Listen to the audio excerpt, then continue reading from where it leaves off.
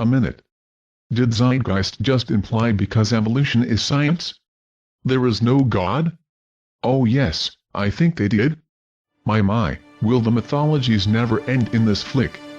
Let's get the facts here, and they will not be what you think they are. In fact, you haven't been told the truth by these people, even about evolution. No, this is not another fundamentalist denial that evolution is not true because of whatever.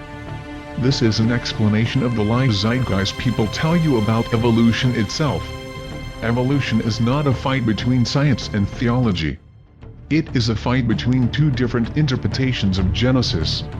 Yes, it really is just that. Nothing more.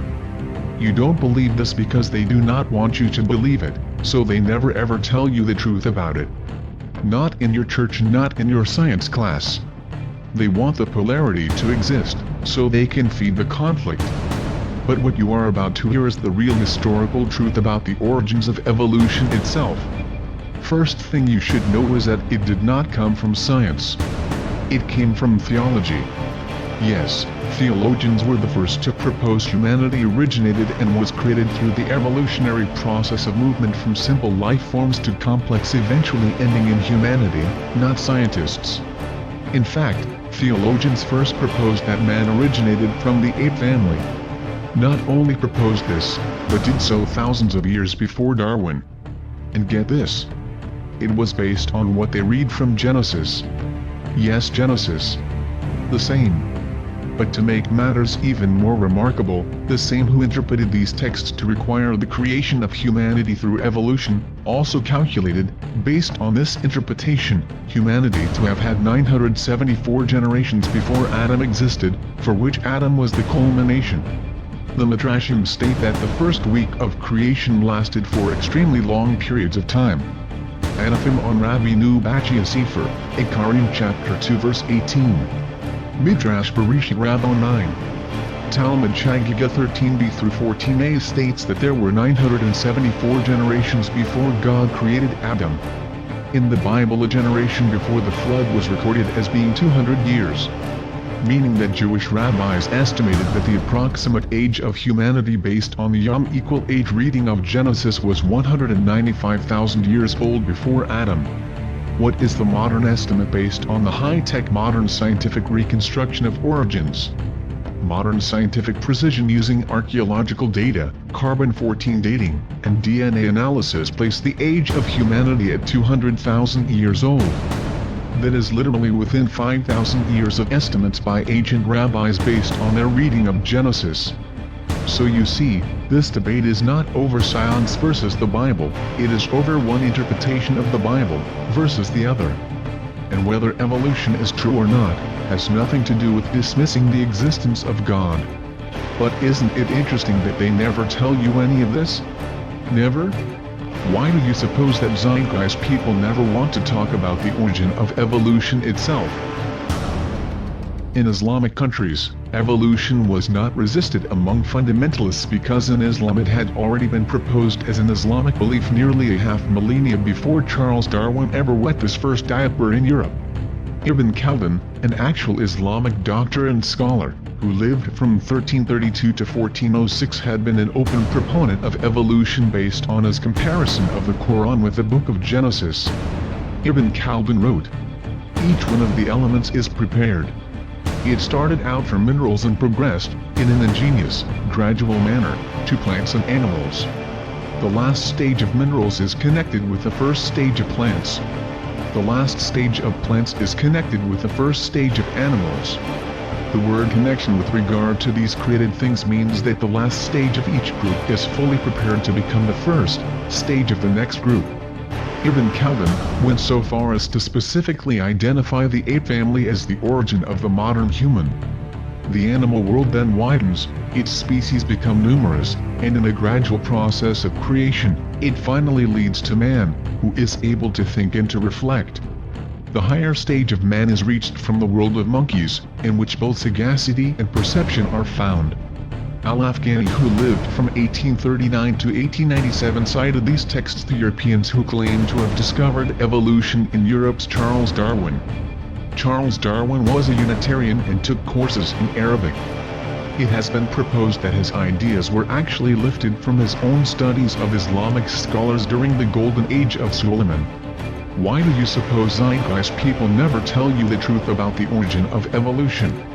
Why do you suppose they hide these facts from the public? Jean-Baptiste Lamarck, a French Catholic Jesuit, was actually the first to introduce the theory in Europe, not Charles Darwin.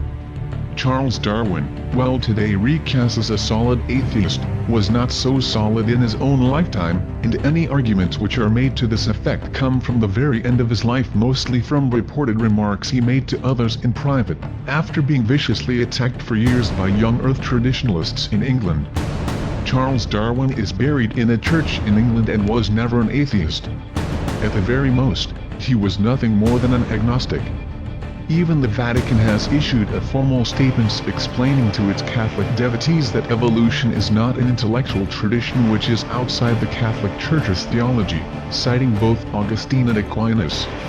So if it was first proposed by rabbis reading Genesis, repeated by Islamic doctors, lifted by Charles Darwin the Arabic reading Unitarian, and cited by Aquinas and Augustine, what exactly about evolution proves atheism? What it proves is that Zeitgeist atheists and people like them do not tell you the truth about history, nor about God.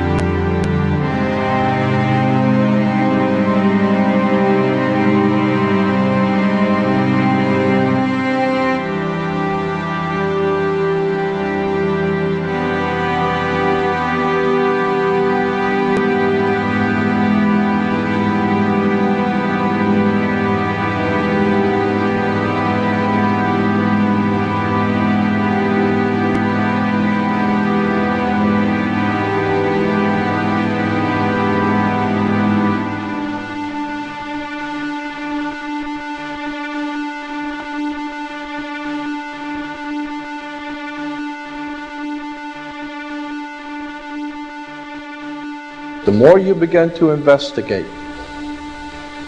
what we think we understand, where we came from, what we think we're doing, the more you begin to see we've been lied to. We've been lied to by every institution. What makes you think for 1 minute that the religious institution is the only one that's never been touched? The religious institutions of this world are at the bottom of the dirt. The religious institutions in this world are put there by the same people who gave you your government, corrupt education, who set up your international banking cartels, because our masters don't give a damn about you or your family.